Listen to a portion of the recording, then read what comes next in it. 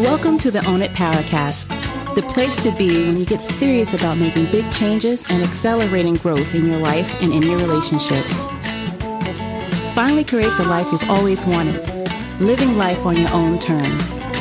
Learn how to take your fear and turn it into powerful choices that will create sustained change. Now your host, Mary Baker. Hey everyone, welcome back to the Own It Powercast, the place to come to get what you need to move yourself forward. Hey, it's Mary Baker, and welcome to episode 329, Why We Need Safe Community to Grow, originally aired on the Positive Pen podcast. Well, this week I'm going to do something a little different. I'm re-airing a conversation that I recently had as a guest on the Positive Pen podcast with John Rinaldo. John creates what I think are thoughtful conversations centered around storytelling, healing, reflection, creativity, and what he often calls the quiet work of becoming. And through the Positive Pen Substack and his live video podcast, I love how he brings people together to talk honestly about growth, about resilience, identity, and just the human side of healing. In this recent conversation, John and I talk about why healing becomes harder in isolation. We get into the difference between healthy and unhealthy support, and why we both think emotionally safe community matters so much when we're trying to grow and change old patterns. And because this was originally recorded as a live video conversation on Substack, you can also watch the full video version over on John's page, The Positive Pen, and that link to his Substack is right in the show notes. And I think you will resonate with his genuineness and the importance of the topic that we're covering. All right, so let's get into it. Welcome to the Positive Pen Podcast, where your stories and soul work matters. Now let's dive in.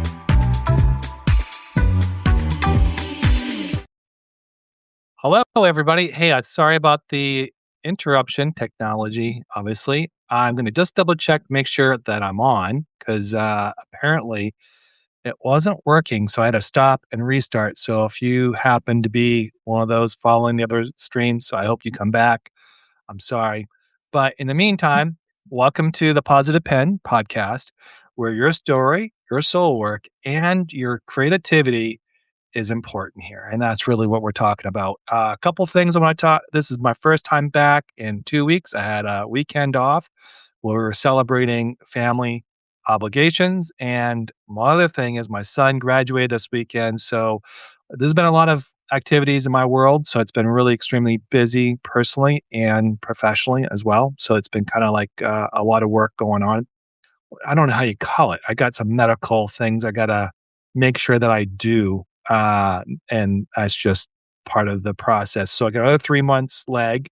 So the 3 months critical stage, that was the most critical part of the health recovery of the blood clots in the lungs, have been recovered. And I'm past that mark. And now I got another 3 months where really there's no restrictions. I can do what I want, whatever. It's more of a pain medication type treatment plan that I'm still on.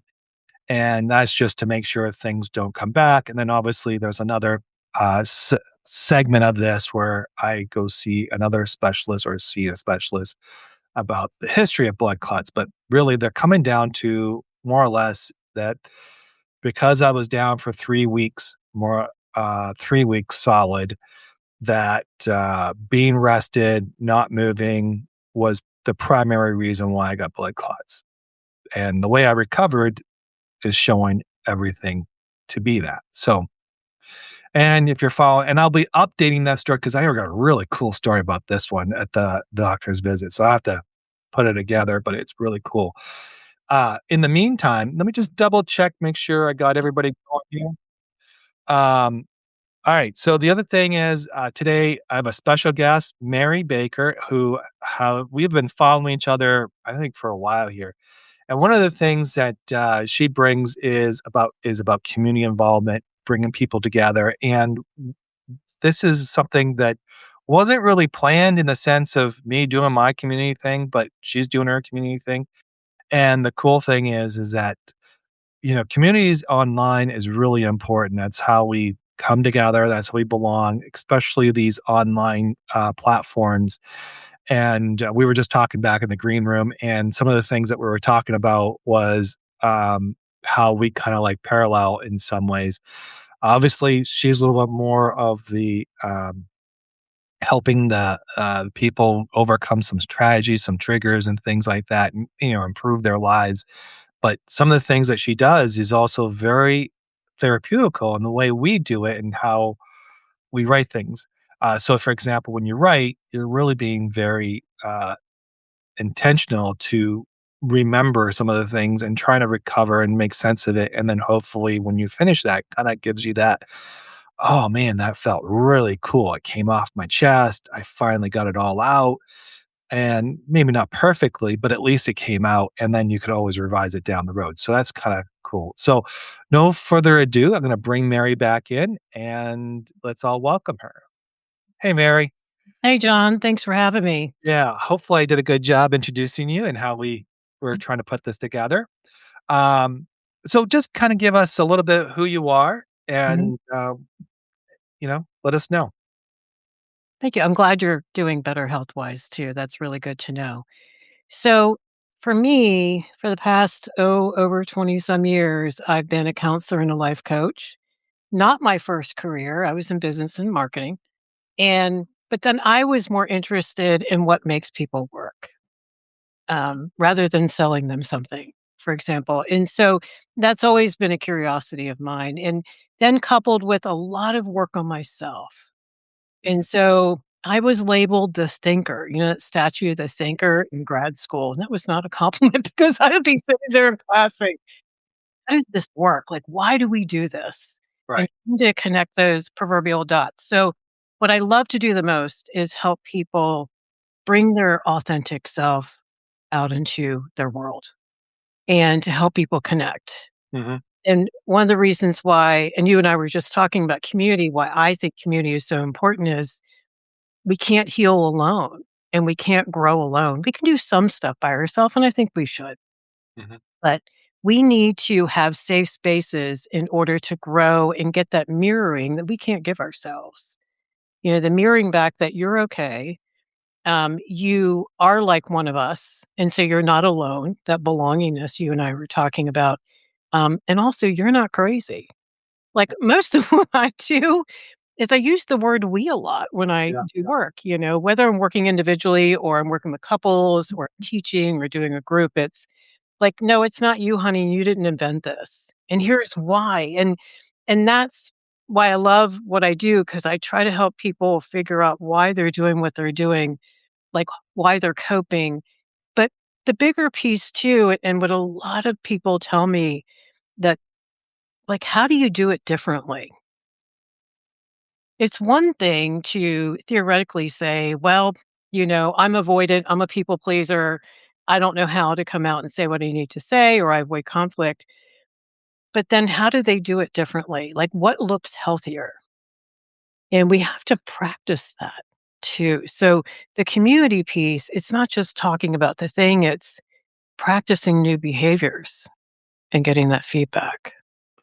That's probably the hardest thing we as humans ever have to figure out is Yeah. not that, I mean, we're not perfect people, and I don't think anyone is perfect. But you can't expect other people to be perfect because you're not perfect. Like, you can't just put that on everybody else. Like, everybody's got to come to the table as is, good or bad. I mean, and one of the things that I've learned through my own experiences, especially through meditation, one of the things where I was talking to somebody about today meditation. One of the things that I learned through meditation is people come and go, like noises come and go in your head, right? But that transforms out in the real world where someone who's very chaotic or very unsettled or whatever that is, and you're kind of like, whoa, that's a little bit too much for me. It actually heightens your boundaries more or less. It says Right. to you, like, because normally if you didn't do that, if you didn't have that self-reflection, I guess, is what we call it, Mhm. you wouldn't that would just be a normal circumstance. But once you have some alone time and you had some time to digest things and you kinda, like, see things in meditation, it kinda just lets that you kinda go, "Ooh, I don't like that," so you don't accept it. And then you learn the boundaries of those things. And I think life has a lot we have a lot of noise out there, and I think Yeah. that's where we get confused on who we are as people. We're told to be consumers and to consume all day long. Right. We're told to you're a marketing person. That you are a product to the marketing gods, and you are meant to work, buy, and eat, consume, whatever, daily. And if we look at our natural being itself, that's never meant to be intent. That's not our purpose. No. I think that's where most of the confusion is. I mean, and then we get lost in the community because now we're no longer that like the night. I mean, I grew up in the 1970s and 80s. Mhm. Yes. I was more of a teenager in the 80s, but especially the 1970s, where neighbors were neighbors. Right. And I don't think we have that anymore. We have more of that consumption, right? And Mhm. it's more competitive and it's more, let's get each other. And I think that's where we lose ourselves. And so with your program, like when you do these community programs, how are people like, what's the, what are the things you try to, like, knowing all that, is there a way to strip that down or get rid of that? Or how do you approach it? Wow, there's so much I wanna say. We just said, I I'm think that sorry. no, it's good. It's like, "Wait, let me take notes." These are just my thoughts. I think Well, you'll that have the video afterwards. right, okay.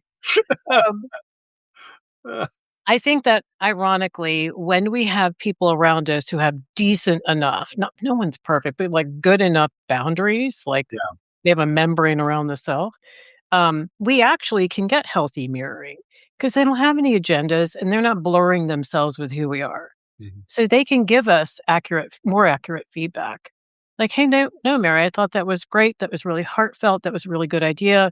No wonder you're feeling pissed or excited or sad or alone, right? Um, there's also that me too, right? That belongingness is also I'm not alone. So therefore, gosh, this is our like limbic brain, like I'm okay. I'm literally safe, right? And what we know now is you have to feel safe to do any work. And a lot of times being able to get people to join support groups that I've done in the past, the in-person ones, they had to feel safe with me first, but they also needed to know that the other people in the group were just enough, a little bit like them. Right? Because we and Brené Brown talked a lot about this where you need to find your people, Yeah. right? And the people that are where you are, maybe even personal growth wise, but also what's on their heart matches kind of what matters to you. Mhm. And you and I were talking about earlier, the hardest part is getting to that group. But what I love so much is getting people in a group and watching them help each other grow. I mean, I kinda just even sit back. Like, I give the structure and I make sure it's safe, and say emotionally safe is what I mean by that. And then they can relax, and then when we relax, that's where our more authentic self comes in, just like with meditation, right? Yeah, yeah, yeah. You're observing, you know? Like, is it more like, the question is always I mean, there was always this one I don't know how to phrase this. I'm just trying to figure. So, like, there's somebody in my life, right, who's very chaotic and Mhm. very impulsive, very trigger on past events.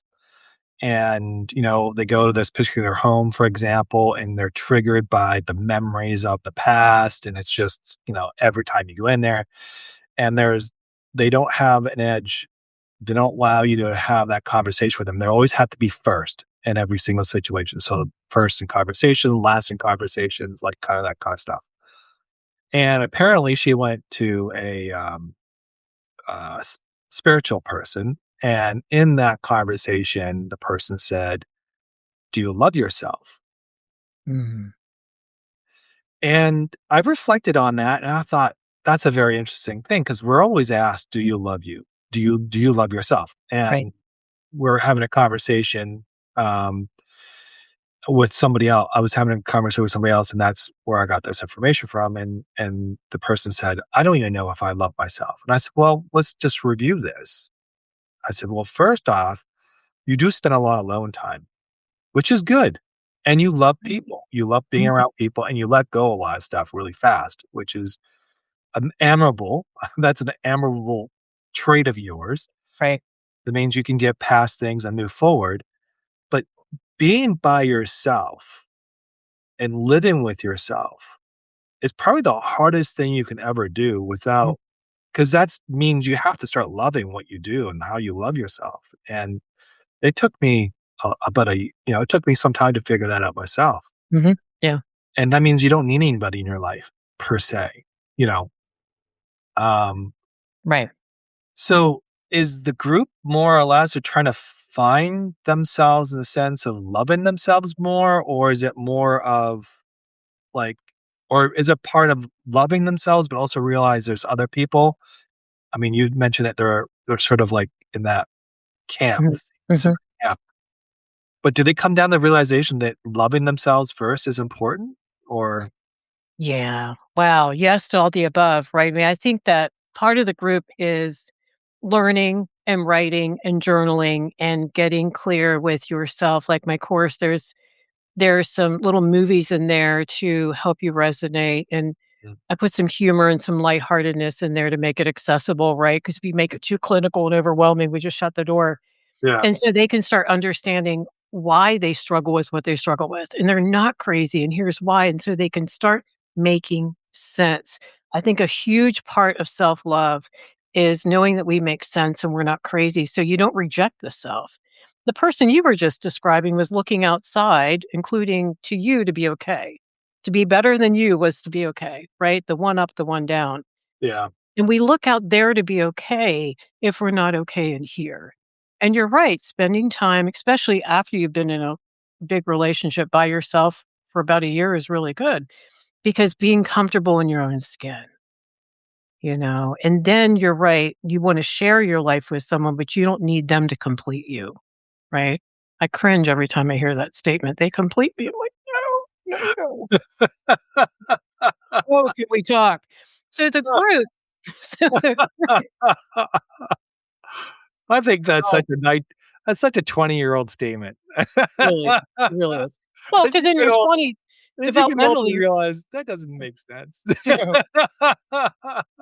but we socialize everyone to go do that. In your 20s, you need to find that person, then you're complete. Like, no, Yeah. no, no, no, no. That's what sets up the midlife crisis down the road, right? Because Mm, I did this whole research project on this, and I did my own life around this too. Like, that if you do not developmentally find out who you are, like who you really are, yeah, right?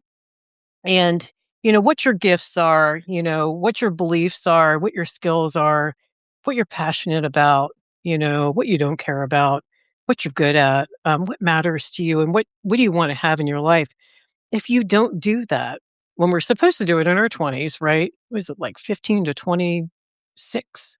Um, we we stuff it, right? We put it in a box, like we're good, we get the job, we marry the person, we get the kids, we get the mortgage, and then we're miserable. Then yeah, that's why you watch people do crazy stuff like 180s, like the joke of the sports car and all this, and like, what happened to them? Well, they never got in touch with that person a long time ago, and guess what? It's coming. yeah, And it's like in spite of yourself. So the group is there, I think, to give a safe space for people to talk about their shame, right? Because there's shame and guilt. Guilt is what I've done, but shame is who I am. And the hardest part about sitting in your own skin is rejecting parts of yourself, right? I mm, mean, that goes deep, but that's what it is. And the whole goal at the end is integration, like all the parts of me. yeah. You know, I remember that when I was sitting by myself and I had, I had COVID. That was COVID time, quarantine, loan by apartment. Boy, did I had to be learning how to be by myself. I Yeah. hated it at first, and it was tough because you're peeling yourself at that moment because you're like now questioning everything that you've Yeah. done. You are, and then it's just, it just keeps peeling and peeling and peeling and peeling. And you're like, when does this end? And then you get to the point Yeah. where you kind of like, and I was very thankful. I was grateful that I started painting, Mm. and painting was a way for me to not to express myself. It was just a way to kind of get um, a way to just kind of like focus in my own world and focus on John and loving myself. Yeah. And I think that was a part of falling in love with John again. And that was probably the hardest thing that I Mm. had to do in that whole process. Yeah. Yeah. So, Especially if we lose ourselves in relationships, in our work, being a parent, it's very easy to, right? At yeah. least in this country, to lose yourself. I mean, Europeans are like, mm-mm, you come first, right? And we gasp when we see that. They're like, don't even let a newborn get in the way of your marriage. We're like, what? Yeah. But here's the thing, when people can do that, ironically, everything else in your life starts to get a little better, right? When you start in here. And I think also, gosh, you could take this in 20 different directions, but you show up more authentically, you have better connections with others. Because yes, that time by yourself was really important to reconnect with the real you, Mhm. right? Because what happens is if we are in healthy relationships, and we're looking at that so much more now as we're understanding more about trauma and narcissistic abuse and all the toxicity and the crazy out there, is it can be like a funhouse mirrors thing, right? Where and here's the kicker, our subconscious is adaptive, right? I mean, Let's- play a video game for 10 minutes, you know what I'm talking about. yeah. At least not, maybe that's just me. No, I can't do video games. I get my mind goes crazy. I'm Yeah, like, what the hell is going on? right. I mean, when I was playing like Atari, like back in the day, that was much simpler. But today, Right, like it's the different. violence and all this stuff, I'm like, no, I'm not interested. No. Yeah, yeah. Yeah. So we're adaptive, and so that is why who you put around you, I think, is crucial. Mm, I'm a big environment person, which is why I think community is so important. And now we know we co-regulate with each other, our nervous systems as well. mhm, Like it goes even deeper. Like the more we're finding out, I think the more it confirms for me that we're not supposed to be alone, but we need healthy people around us. And so that's something I help people do a lot, no matter how I'm working with them, individually or in a group, is who are you? mm, What are you about? And where are your boundaries? And, what do you need in your life? mm, And start taking ownership of that, right? Taking personal ownership, then being really intentional about who you can put around you, at least who you put in your inner trust circle, right?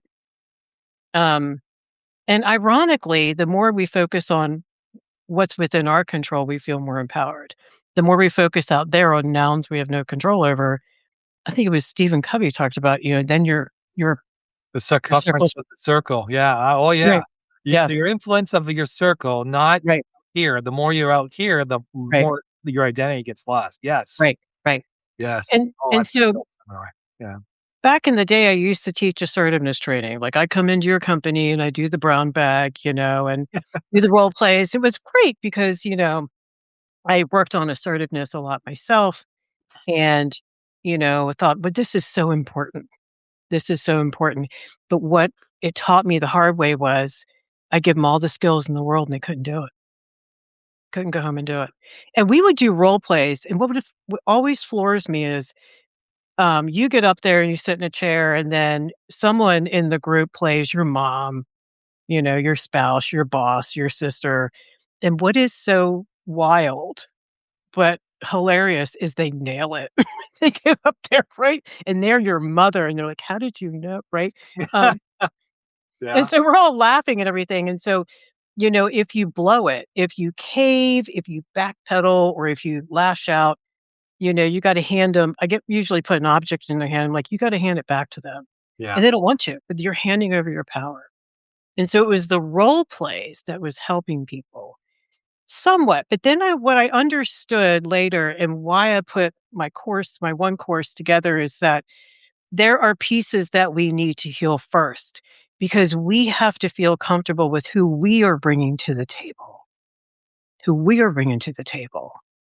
right? And so if I don't believe me, how can I tell you my truth? So that goes back to your point why it doesn't work. You Right. can give them all the teachings, but if they don't believe in themselves or Yeah. understand to heal first, Right. all that other stuff means nothing to them. Right. And so I was working with people individually years ago, and then I'd throw them in like a women's group or a men's group, and we're talking about the same stuff, right? Like, needs and boundaries and beliefs and values. And I would watch them like take off and make all these changes. And I'm like, what the hell just happened? And I started taking it personally. I'm like, okay, so I suck, right? And no, what it was is they needed 5 or 6 more people at the table to replace the family they never had. And I was just a good sister that loved them, but I wasn't enough. And it was it's always profound, right? I tear up when I even talk about it now. It's like to watch that. And I'm like, that's one of the reasons why we need community, because it's not a skill issue as much as it is a nervous system, like feeling safe, and a belief issue. Like one night, and one of the things we do in group is craft night, right? You put a bunch of stuff on the table. If we're doing it virtually, people just bring all their craft shit, right? Um, and you've met with these other people a couple nights. You kind of get a sense of where they're hurting, where they're struggling. And what you do is you have to create something out of whatever you have, paper, whatever, that really speaks to what they need. And talk about tears. It's like, wow, because then people are reflecting back like, this is what I think you need. I think you need a safe space. I think you need support. Maybe you need a break, you know? And that's all the stuff that we were all supposed to get growing up. And a lot of times we didn't, No. you know? And it's wild because in the trauma work now, we're looking at unmet psychological and emotional needs as a trauma issue. And we never did before. So that was a lot. Sorry, but there's just so No, much no, to it. there's like you've hit so many things, and I'm like going back to my head, and I like in my memories, I'm like, wow, yeah. Now I know why those corporate trainings didn't ever work, because Yeah. it was institutional versus training. Yeah. We always fell back to institutional behaviors Mhm. because the leadership never changed. And Right. that was the root of the problem at the end of the day. And It is. Yeah. they didn't want to take ownership. Never want to take ownership. So then And it then wasn't safe. Right. it wasn't safe. No one wanted to do anything. It just wasn't right. Mhm.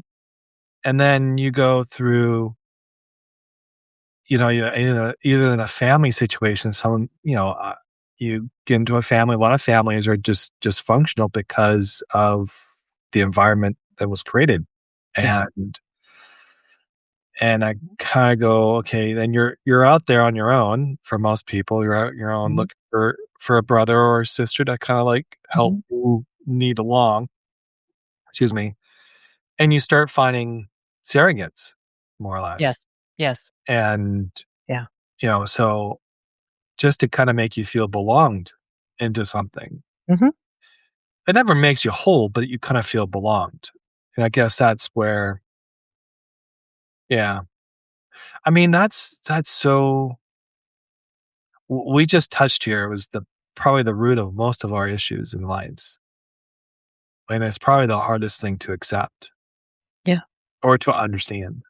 I Uh, agree. Yeah. and that's probably why that's why I was doing the book club and doing these indie clubs and doing these podcasts with other authors, trying to get more of a community. I wasn't doing it as an intent. It wasn't intentional. There was no intentional mindset. It was more of like, I think we should do this because it will help other people, Mm.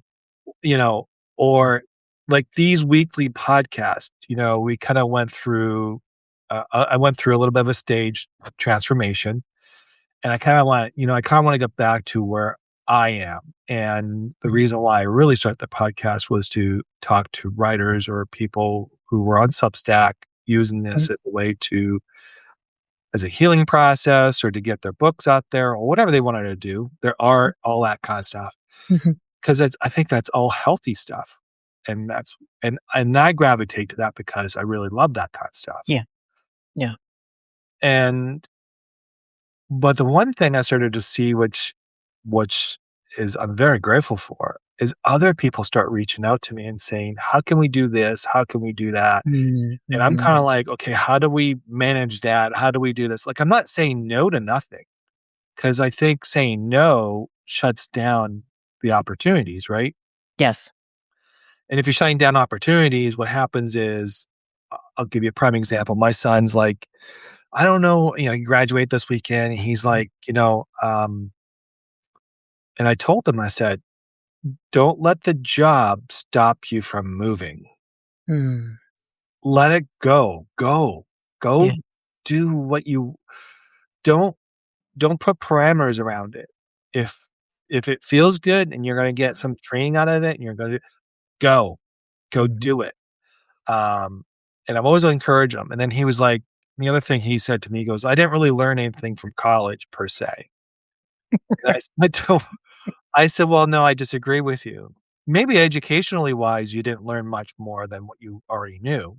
Right. But you got a degree. That's important. That's number Mhm. one. But number two, you learned to be by yourself. You learned Yeah. to live on your own. You lived away from the family. You had no support. You did it on your own. Mhm.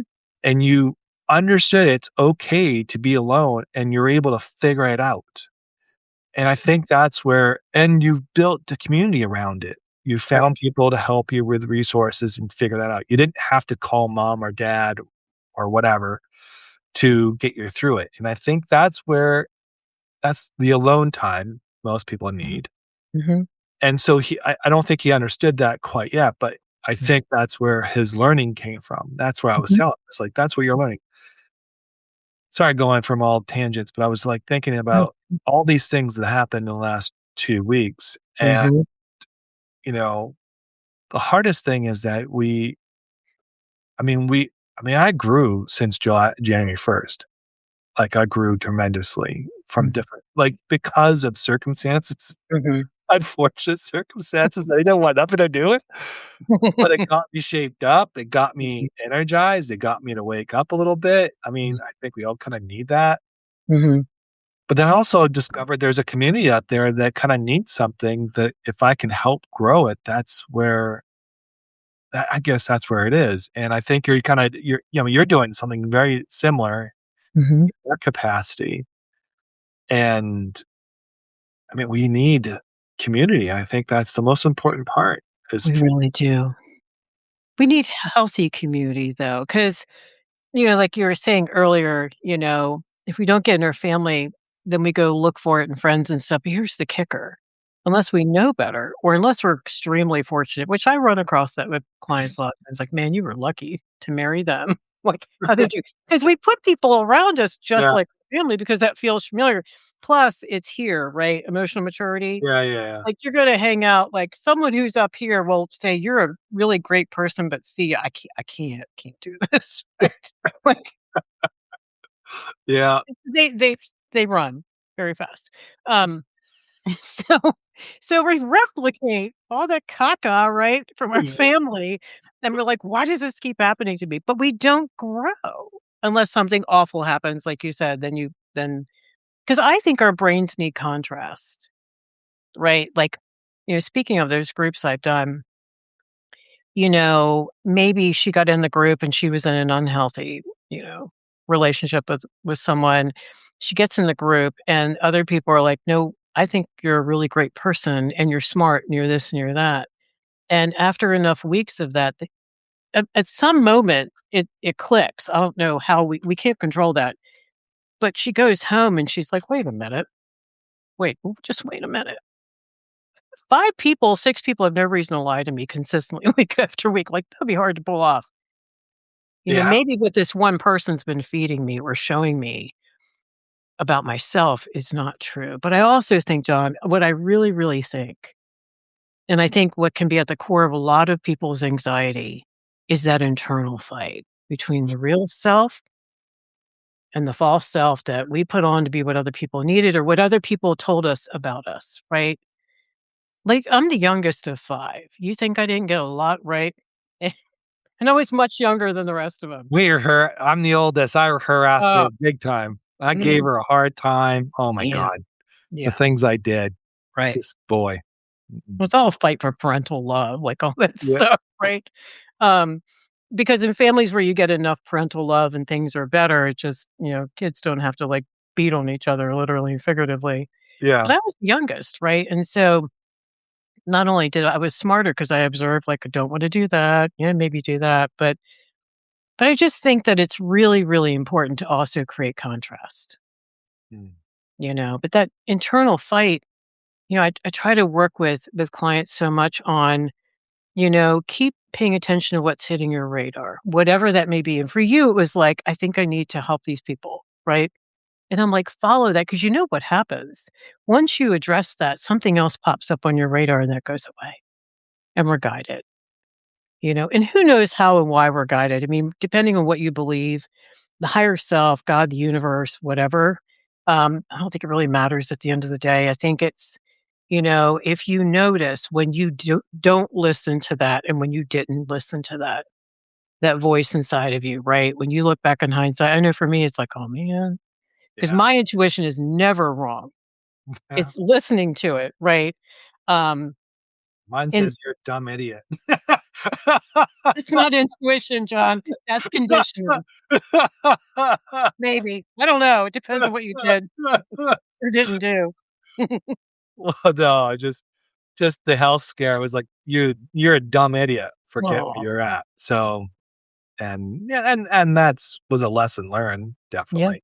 yeah. But you're touching on some major things. So one of the things that popped up was so in an episode in Seinfeld, he was dating a bunch of people, and this one girl, I don't remember if you remember this episode where he sat down and the girl goes to him and he says, "I don't think this is gonna work out." And he goes, "Okay, nice meeting you. Talk to you later."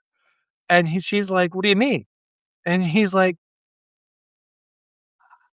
"I'm good with it. Like, it doesn't matter. You leave, something else that comes in. I, all of it's good. All of it's good, no matter what." And she couldn't handle that because obviously she was trying to hurt him. Right. And he was like, "Yeah, that's okay. You came, another person will come, not a problem." And I didn't really understand that concept, I guess, until or I didn't really understand that concept or that scene until maybe 20 years later or after many years later, being home alone and kinda, like, going through my own stage, and then I quickly realized no matter what happens to your life lives through you, Yeah. and it's all good for you, and if you think from that perspective, then your whole life changes. It's like you said, you see a need, you try to address it. If it works Mhm, out, that's great. But if it mhm. doesn't, that's fine. You've learned something along the process and you may take that lesson, you move on to something else. Yes. And that's been happening more and more in my life because Mhm. I've taken a little bit of a risk. I've went down the path. It didn't work. Okay, let's make some adjustments. And now Mhm. let's go down this path. And it actually excels, because now I guess it's more authentic, it's more you, it's more whatever, it's not whatever it is. And I think people resonate better with that over a period of time. Um, Yeah. and I think that's I don't say this is the trick of life, but if you can actually live that life, I think Mhm. and learn that lesson really fast and really quickly. Mm. The one thing I told my son, I don't think he took my advice very well. I said to him, I said, and the first time he went to college, I said, he goes, "Dad, what would you suggest I should do?" I said, "Look, son, you're going to go to college. You're going to meet a lot of people. You might find a couple girls attractive and you might chase them. But at the end of the day, chasing them is going to distract you." Mm. I Yeah. said, "The first thing you should really focus on," and I said, get involved. Don't marry it right away. Like, Mm, don't make it an official. Don't just let it be, mm, and live your life. Enjoy college. Do the college things. Get involved in your community, whatever you do. Find your passion. But focus on you and focus on your career, and then all that will come as it will, because once you've cut, because yeah. this is, at the end of the day, there might be a girl in your college that you guys hung out, were friends, and all of a sudden it might be turned into something after the fact. But get yourself in a position where you're settled Yeah. and you're focused on you, and you do it because you might be living in Alaska and she lives in, you know, Right. some town in Tennessee, that it's not going to work, and things won't work that way. And then you have to struggle, do I need to be with that person? And Hmm. you Hmm. lose yourself. That's the other thing you were talking about. Lose yourself. Community is, you lose yourself when you're always self-serving other people. And I Yes. think that's Yeah. where people are trying Yeah. to find their love and find their value is serving other Right. people. And I guess I was trying to teach that to my son. Like I said, I don't think he took that lesson well, but I uh, want to hear that. It was a beautiful lesson. Yeah. You were telling him, hold on to you. And that way, when you are ready for someone, you have not settled for less than who you need to be and what you need to have in your life in order to be with them. Because I sit with people. oh, Nope. yeah, You there? yeah, we just had a small connection. Okay. Because I sit with people many years later who did that. I'm like, oh man, I can't help you. I can't help this relationship because you married the wrong person because you didn't know who you were, Mm. and it's not your fault because you came from a family where no one was who they were. Like, Yeah. how are you supposed to know? Um, yeah. So I think, the core is, the work that I've always been interested in and passionate about, both, work on me, and helping other people, is getting things straight with themselves. I think self-trust and self-confidence are it, and then you can be more genuine. And then ironically, you make it safer for other people to be themselves around you. Well, you're safer because there's no ego involved. Nope. Because when situations happen, it's usually because of an ego, Yep. or someone has past trauma, Oh, yeah. unresolved, or whatever the case may be. Like, there's many instances where I say, 6 months, that's not gonna work out. And typically, in about 6 months, it doesn't work out. Or they'll last, like, you know, s for example, someone gets remarried just after they get a major divorce. Yeah. There's no in between. Right. There's just they add the whole thing, and it just becomes like this big, huge blob. And it may last, I was told that it may last 15 years, it may last 20 years, but it gets to a point where all the needs are gone. And Yeah. when they start living with themselves, Yeah. that's gonna be the hardest moment in their lives, is to figure out, Yeah. was it worth all this? And typically, it doesn't work out, typically. I think there's a small percentage it does, but Mhm. Mhm. yeah, and I think that's Right. where people don't sit down with themselves and kinda take the peace moment and just kinda, like, reflect and say, "You know what? I could do things differently. I could be better at this. I can Mhm. do that." And I think your community there is something that I think that people like, it's a self-reflection, and so other people kinda not hold you accountable, but kinda just put you in a position and say, "You're a good person, but was that a smart idea to do that?" Exactly. We love you enough to tell you the truth. Yeah. Um, yeah, because like the example you're giving, it's like you don't give yourself time to grieve. And that's why people jump from relationship to relationship or whatever du jour, they backfill with, so they don't have to feel that grief, right? And But that's what all. grieving can also be death, like an actual physical death. You don't allow that time to grieve, Right. it's gonna be a burden. Oh, yeah, you're gonna carry it with you, you're gonna leak it out sideways, it's gonna do everything. And so, I'm like, either I know for me, I'll just keep it about me, I'm over here controlling the crap out of nouns in my life, right?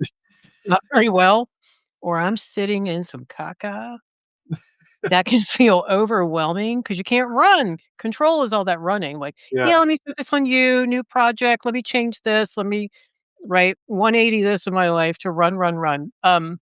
So either we're running and controlling, this is all fear. And Yeah. it's all that fear of sitting in the abyss, right? And if no one, when you were a kid, were developed themselves enough, aka grown-ups or big sisters, big brothers, um, to let you have your feelings and to grieve and to normalize that, how to do that. And if you have trauma, forget about it, right? There's no way. Um, and so learning, I tell people, if you do nothing else in coaching or counseling, learn how to grieve. Because if you can do that, you can handle anything.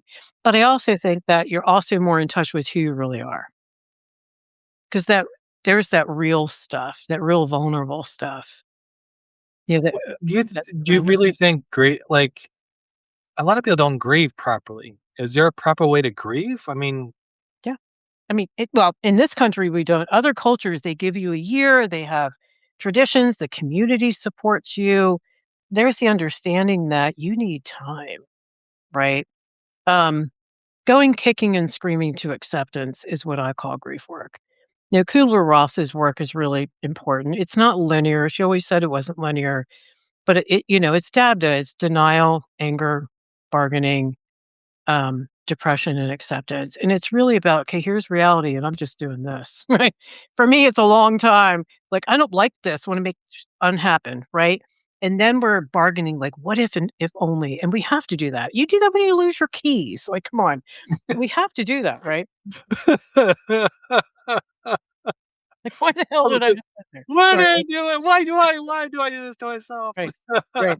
And so talk about ego. It's because I run the universe.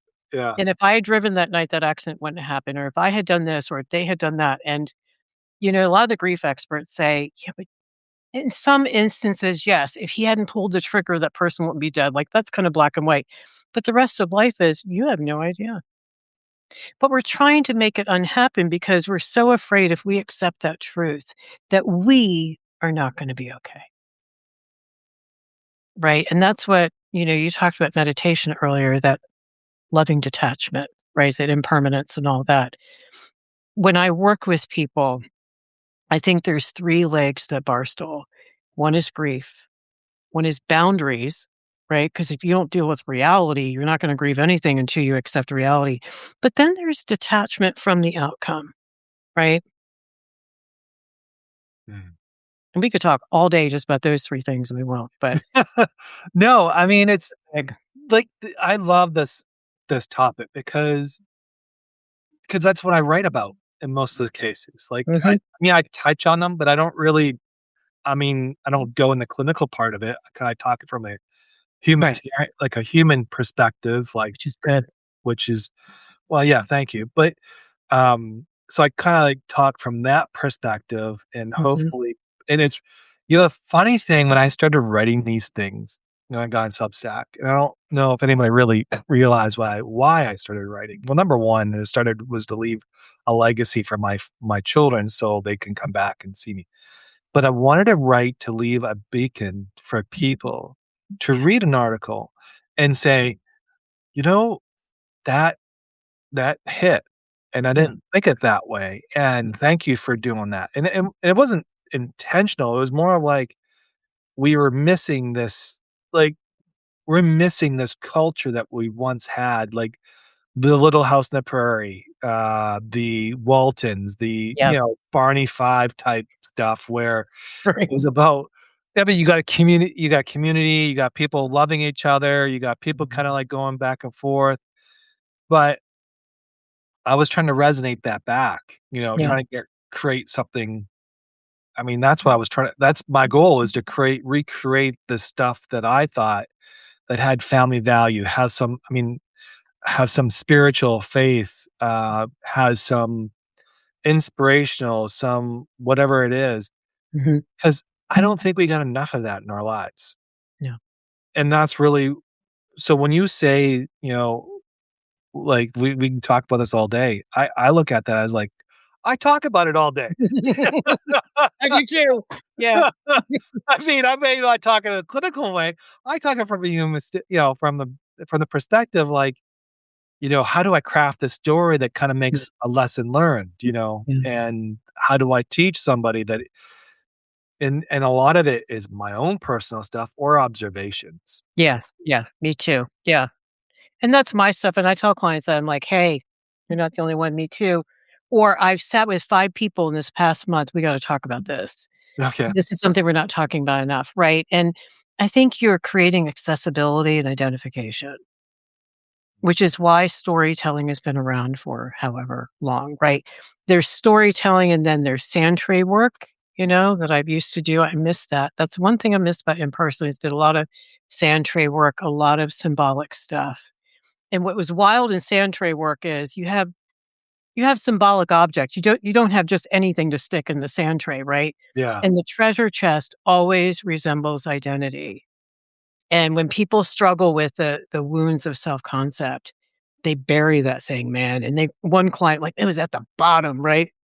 And it's buried for weeks. And then what's wild is as they explore and get their truth out there and heal, that sucker sits right on top of the sand. And then I'm like, Man, they must have burst. yep.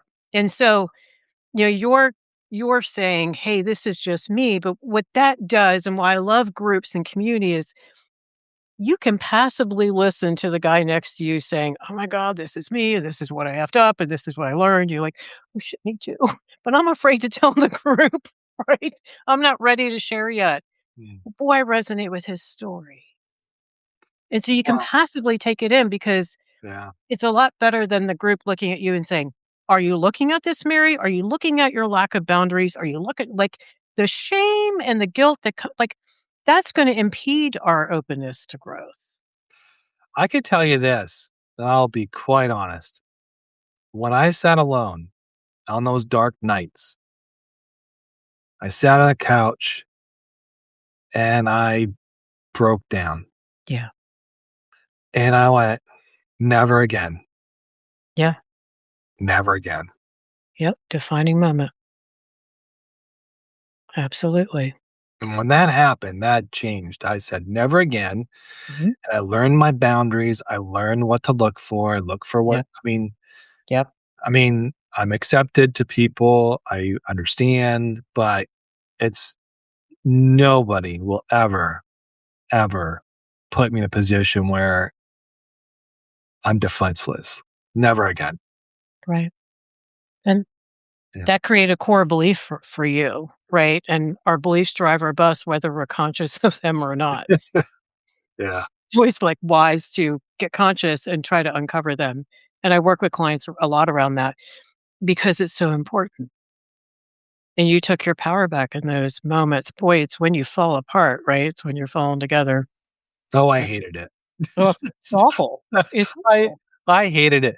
But, the thing, so I'm a big cultural language, food, coming from, like, when I go travel Europe and all that, that's where, but I also learn, some of the things that I learned, like love, I was learning about, the yummy yamu in the Brazilian forest, Mm, Amazon forest, I think that's right. That's 20 plus years, so I might be mixed screwing the name, but, when you even look at the Native Americans, it was all communal yes. in a lot of ways.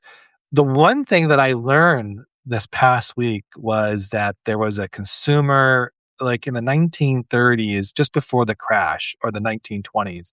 It was very hype, everything was going well, everybody was, like, buying each other, and everything was like, you don't need to grow your food. We got people growing the food. Like, there was none of this effort of learning how to grow your food, Right. you know, be a lot more self-efficient about stuff. Mhm. People started becoming consumers and all that kind of stuff. Mhm. But once the crash happened, Yeah. that lesson was lost, Right. because, and that lesson that lost, but there was part of America, for example, already had that. Even in Europe, there was already a way to grow your own food. People had farms or had Mhm. whatever, Mhm. and they were able to do that and get through some of the challenges because they were willing to work together, and families worked together, and they were stronger, and Yes. they were actually a lot more. So when we talk about community, I look at just that lesson I learned this Yeah. week. I was like, I got to write that somehow. And, that's because it speaks volumes about, it's not about, I don't, it's not about you entirely, even though you should focus on you first. It's what, like you said, it's like what you build around you because, and it's that power of five, 5 closest friends are the ones Yeah. that lift you up more or less. Yeah. And if you're a drug addict, you're gonna be hanging out with drug addict people, and you Mhm. never will get more than a drug addict. If you hang out with people that are middle class, which is great, but they don't have any ambitions to be better than what they were, construction Mhm. work or whatever. They don't want to be like an owner or like that. You're not gonna ever grow from that. You'll always be there. Right. But if you hang out with business leaders or you hang out with people that are more aspirational or who are creative and all that, Mhm. you will find yourself a little more inspiring. So obviously it depends where you're at in the Yeah. scale. And I think that's where your community always will change, I would think, depending on how you're leveling it up. I Yeah, think. I agree. And I think we level up and we can't help but when we grow, we can't help but outgrow. Like I joke with clients, man, if I told you that those like 4 people in your life are going to be history when you started really loving yourself, you wouldn't do this work. You'd say, screw this, because that's too terrifying. Because the one, right? But then later they're like, oh my gosh, where did all my people go? I'm like, you outgrew them. They were so unhealthy and you finally saw it because you need better and different around you. I agree with you that you just grow and you outgrow, but you aspire and you grow. Then you need better in your life. You need, not want, right? Mm, And I think that's really important for us to recognize. But what I've also recognized is we do not let go of anything unless there's another trapeze swing coming towards us. No one will leave an unhealthy situation, which is the other reason why I think community is so important, John, until there are other folks to grab onto that symbolize that need, like family, right? There's different things that our brains like, okay, well, that's not family. That's not my partner, right? And so we have to create places where people to grab onto. I mean, look, cults and gangs got it down, man, with the identity and all the things. I mean, and why do you think those vulnerable people, that's a whole nother podcast we could do, yeah. other people sign up because they're meeting those needs of identity and belongingness and all that. And so we need healthy spaces for people to heal and help each other grow. Yeah, that's the whole like the mafia is based on that. Yeah. It's about the familia, and the familia means family. Right. And, it was I came across where we were traveling back from my son's college, and we decided to take the Sync route, and it's a route that I've done many years ago, and I love this route because it has a little more nature and a little bit Mm. more not so, highway driven per se, but it was highway driven, but there was a portion of this where we ended up going to, it was more communal, and we were able to stop and make some stops and here and there. But, one of the things you learn throughout the process of understanding, it's just there's communities out there that are so small, and we ended up this little village that was Mm. created because this lady had a vision to save all the cottages or save all the Wow. cabins in the area and churches and things like that, That's so and cool. build this little community out of in an apple orchard at one time Mm. and started putting out there and created all these artists and all these like rent these space out and all this stuff. Mm. And but in there is a community. And we just happened to walk in the church and it was I was telling Marie, I was like, "Dad, I just felt like this was like the thriller of like a death thriller type thing where all these people are telling us like whatever, like Right. you stay to eat, I'm like, oh my God, no. Like, and she goes, "I didn't have that feeling." And I'm like, "Yeah, but I'm from the streets."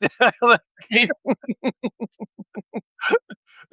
things like that don't happen, right? So, but anyways, different experiences. Like she had a different experience, I had a different experience, but they were Yeah. great people. They were very beautiful Mm. people, and I was like, in the back of my head because I was thinking, we're gonna be the meal." Right. Where's the basement? Yeah, but then actually we ended up with this one place, and I'm working on my heritage of my family, and there's happened this plaque of Italian family saying super sepra. It's a Latin thing. S- Sempre familia, Hmm. always family, and yeah, that's what Wow. it is. That's yeah, SEMPAR, supra. My Latin's gone, but it was always about the family, and it had all these pictures, and I kinda looked up on them, and I was thought, "That's kinda cool." That was kinda cool, like, they had a portrait of their whole entire family from Wow. these different villages, they were all Mhm. connected here, and I'm either the owner was a part of that, but they Mhm. all were part of that region, and so even their community moved from Italy to there, and they still maintain that community sense of belonging. Yeah. So, yeah, and it's strange how Italians are more like that than others. Hmm. Yeah, it depends on the beliefs that are, in the culture. Yeah, Right. yeah. Yeah. And in this country, where our belief is individualism. And there, don't get me wrong, I think the hard part is finding the fine line between your own identity, right? And not blurring yourself with your family, because that has its own set of issues. I work with those folks, Asian communities and other cultures that, that's one of the reasons that it's a strength and a weakness. So finding the middle between, holding on to who you are while still belonging to others, right? And having that sense of community and identity. And that's really important. And a lot of families don't know how to get that right, especially if they have the overlay of cultural identity too, you know? Well, don't you think we're just more of a consumer society that's Yeah, driving us to be individual? yeah, you're right. You're right. You were talking earlier, that works for the machine for sure. Because if we have our people, we don't need your product, or we don't And need that as much. and that's probably the spontaneous fill of, gratification because Mhm, we were trained that, you need to buy something to feel better. mhm. Yep, absolutely. And I think when you spend time alone, you Mhm, start to understand that. And if you're in a healthy group, I would say, not yeah, something that's, as we talked about different types of groups, some communities don't need stuff to be happy. right. They're very happy to be very minimal. And Mhm, and and we see that with people going off grid mhm. Yeah, because they don't need stuff. They don't want stuff. Um, and we see that more and more. It's just, just wish we had more of a sense of that. But again, when you reach your 50s or 40s, that's where midlife crisis happen. And that's where everybody breaks down and kind of like, what the hell did I do for the last 30 years of my life? yeah, you have fewer years in front of you than behind, and you just had a health scare, so you know what this is like. Like, you reorient yourself, and you're like, "Wait a minute, I can't kick the can on whatever, taking care of myself, doing what I really love, trying that thing I always wanted to try to do, being the person I always wanted to try to be," Mm. and one of the things I love about this work and why I still do it is watching people transform is amazing. And, like, you hit a point where and I can even feel it over the screen where just intuitively I can feel this shift into the real person. Like, the real person walks in the damn room. And I don't know how else to describe that, but sometimes it just makes me, like, almost go quiet, and they're like, "What? Is everything okay?" I'm like, "Oh my gosh, here you are. Here you are." Underneath all the defenses, all the trauma, all the shame, all the distorted beliefs, all the fears of being who you are. And what's amazing is to see the beautiful people underneath. And I was a criminal justice major after I switched out of marketing because, I had to go from one thing to another. Don't ask. You're just identity lost. That's why you're in identity crisis. I know, really. Yeah. Me too. I would sit with these hardcore lifers, right? These guys. I also taught in the jail because I was the only one that would go inside. 'Cause my whole undergrad is you went to prisons the whole time, like whatever, it gets old, Yeah. just don't turn your back. But I've acclimated to it, and I was actually fascinated, and I saw how wounded people were. I mean, yes, you have um, your sociopaths in there too, but I'm talking about the other people and just see who they really were, just, I don't know, it didn't break me, but I was like, damn. And so that's why I went into counseling later because I'm like, Yeah. I want to get out ahead of this. I want to help people not hurt people because they were hurt. We're going to get needs met in healthy ways or unhealthy ways. And I'm not binary in a whole lot of stuff, but that's one of them. Like, if I need something, I'm either going to act out and get it met, or I'm going to tell you with emotional honesty and assertiveness, hey, I think I need this from you, or I think I'm feeling sad or lonely or scared. Um, and so I just love watching people start making their insides match their outsides, but we need safe places to do that work. And that's why we can't do it alone.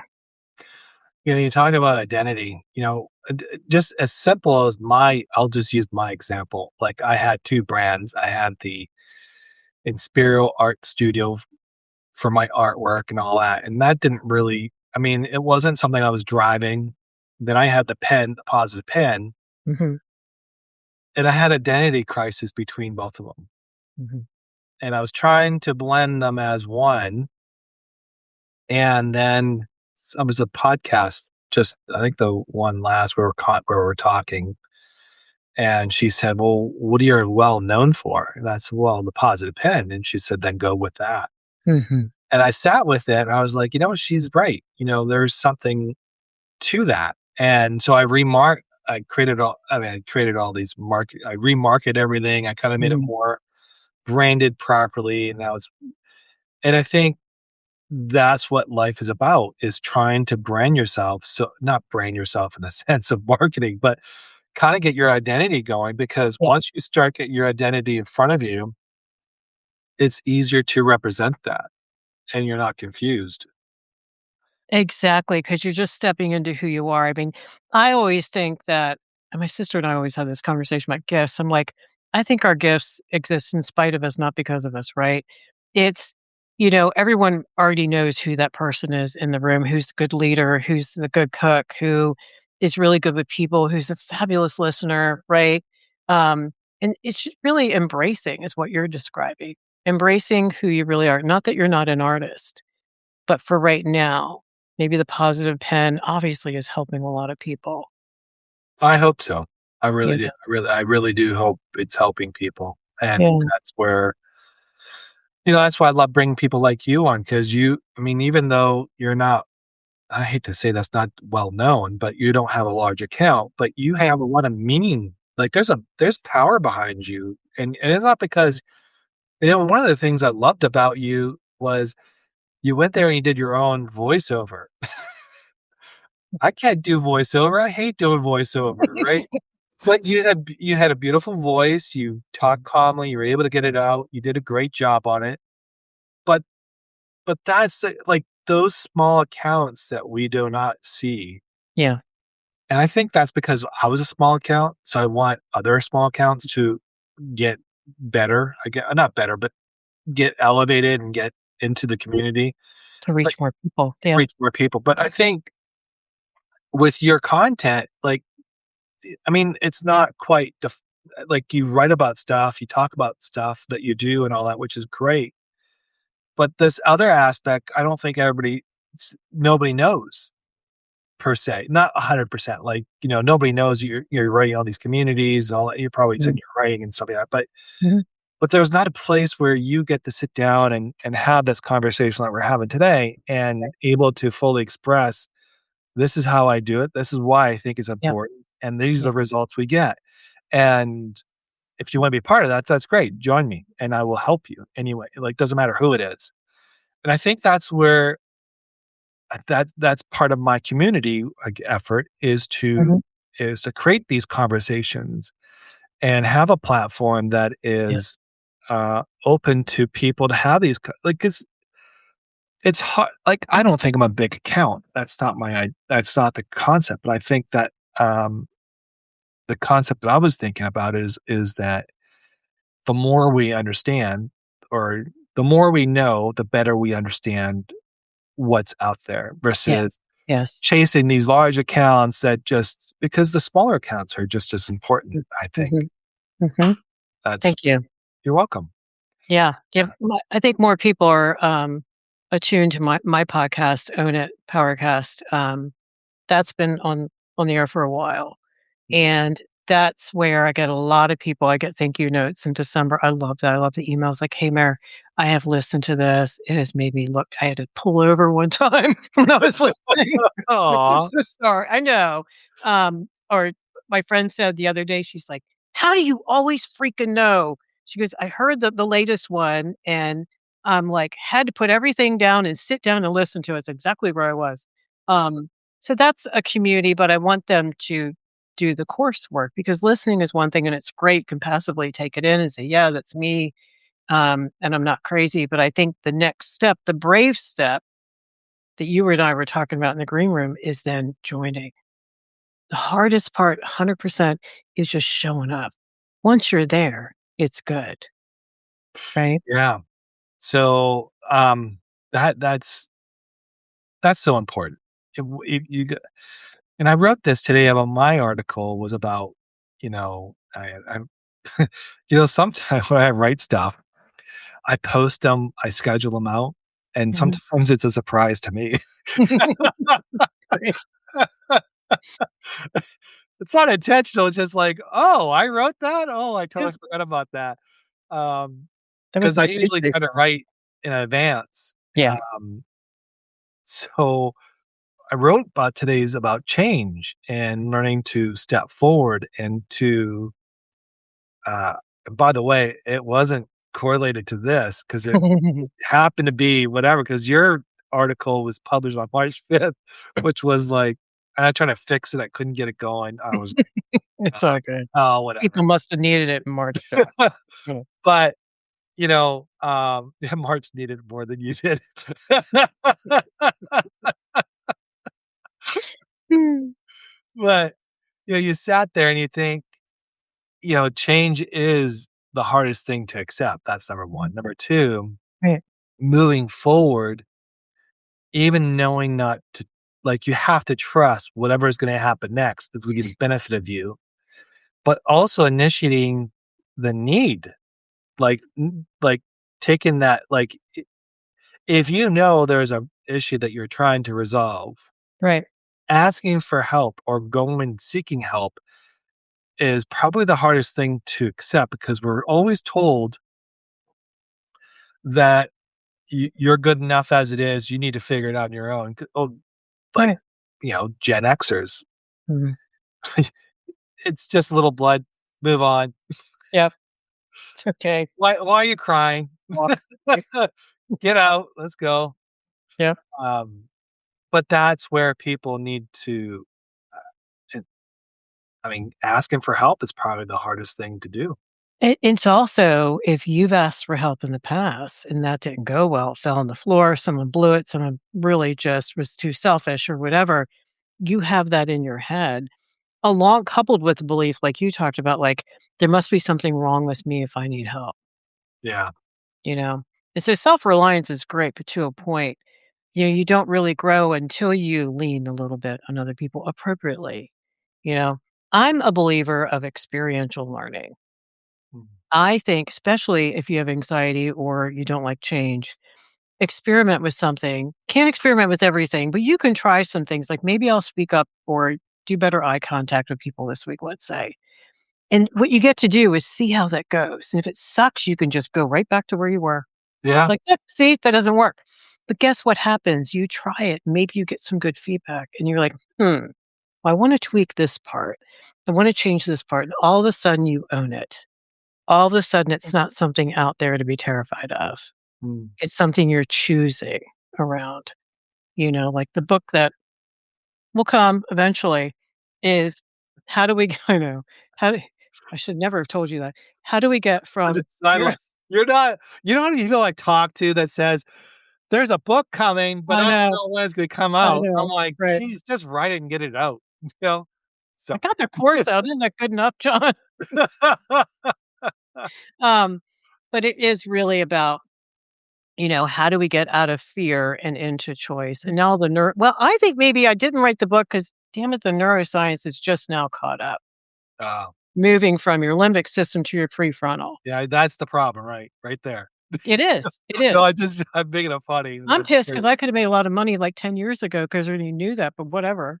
No, um, but no, I'm really, really grateful because now the science is there to back it up. Because I had Yeah, people like, "Prove it," all my engineers. I'm like, "Okay, here's the science."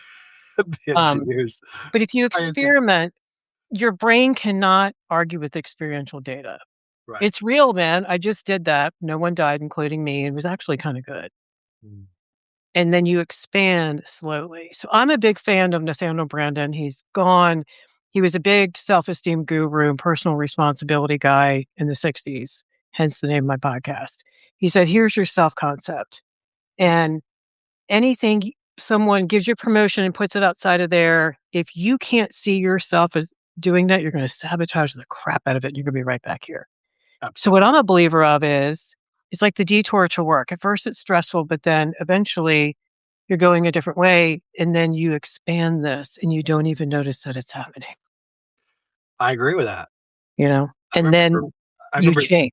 I remember that point where I was started painting. I always wanted to paint, but I had a fear of failing. Mhm. And the opportunity came, just happened to be there, that I met this person her name was Karen, and she was an older lady who retired and just started to teach people how to paint. And she was an Mhm. artist herself.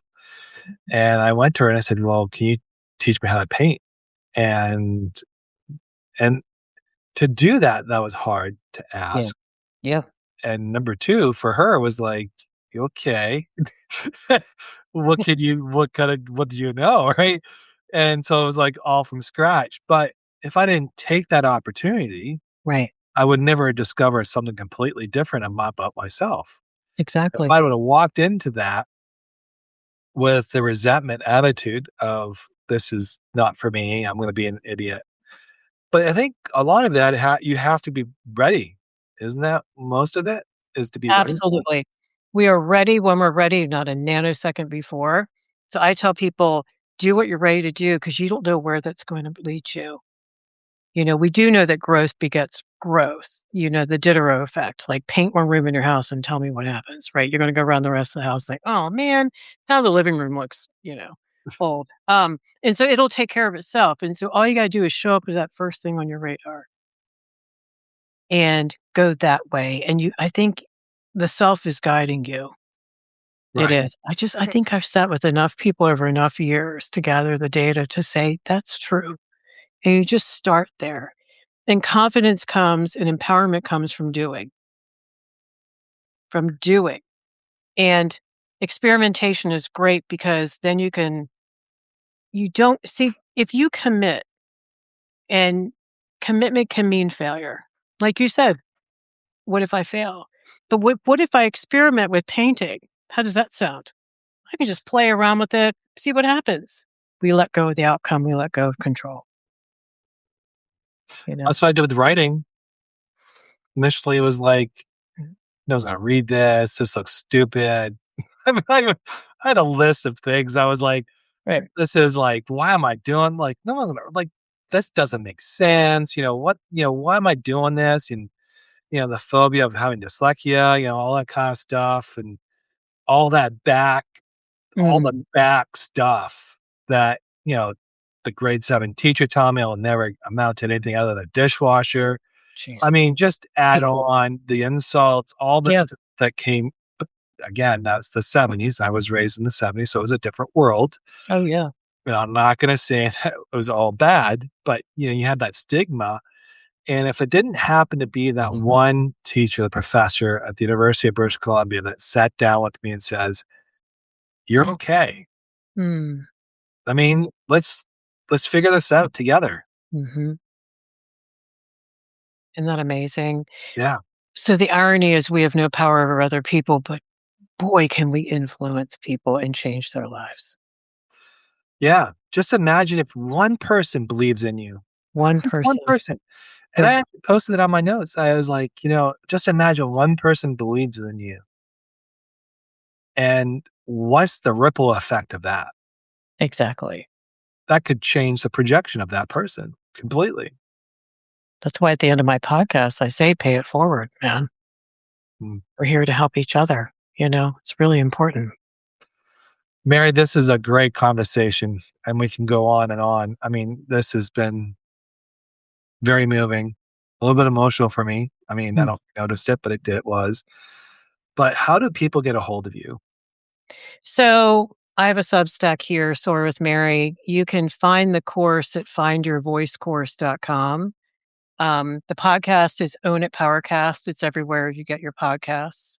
And so there's plenty there to listen to. I got lots of people out there binging right now. I looked the other night, I'm like, oh, girl, you had a lot of time on your hands. But I love it, right? Because they're Yeah. learning and they're growing. And they can always reach out to me on social. I do return messages, genuine messages. And I think that relationship first, everything else second. I agree. I'm here to talk with you about what do you think you need? Where are you? What are you struggling with? And let's get you started so you're not alone. Get you growing. I just don't think anything is put on our heart for no reason. So if you think you're ready, then you probably are. And just trust that. Well said. Thank you. I appreciate your time. Carl had a good statement. He said that nobody's road is perfectly straight. So many bends along the way. People help us.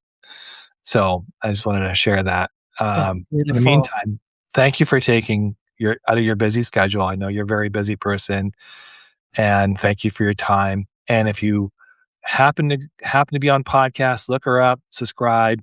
It helps the content. It helps push it out there for other people to listen to. So thank you. Thank you, everybody out there, for who all joined. And we'll see you next week. I'll be still on. And I don't know who the next guest is, so it'd be a surprise for myself too. So thank you, Mary. John. Thank you so much for having me here. You're welcome. Great. Well, I want to give a really huge thank you to John for having me on this conversation, and I think for creating such a thoughtful, grounded space for people to talk honestly about growth and healing and writing and creativity and life. And we need that. I really appreciated just how open and reflective this conversation was, and I think that is a big part of what makes John's work resonate with me and with so many people. His platform, The Positive Pen, focuses on storytelling and soul work and resilience and just the quiet process of becoming. And you can really feel that through this conversation and when you check out his writing, which is pretty incredible. So if you enjoyed this episode, I highly encourage you to check out John's work over on Substack, where he hosts live video conversations with a lot of different sorts of people. And there's so much you can get from them. And you can subscribe and watch the full video version of our conversation and explore more of his writing and his podcast there. Thank you for hanging out with John and I today. I hope you walked away with something, if not new, then just affirming. And speaking of affirming, I'm proud of all the work you're doing this week, and I want you to be proud of yourself. If you're listening to this, it's because you care about your growth and you care about you and you care about the people you love. All right, so pay it forward, keep focusing on you, and I'll see you next time.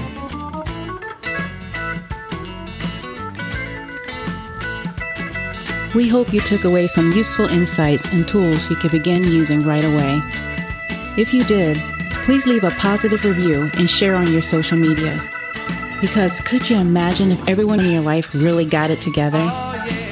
Remember, own it now, so you can really own it later.